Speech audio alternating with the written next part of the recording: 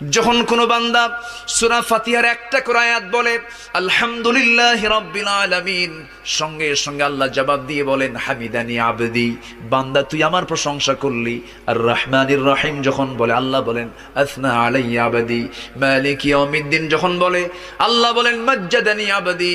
এরপরে যখন বলে ইয়াকা না'বুদু ওয়া ইয়াকা নাস্তাঈন পর্যন্ত যখন বলে আল্লাহ বলেন বান্দারে তুই আমার কাছে কি চাস, প্রাণ খুলে চারে বান্দা।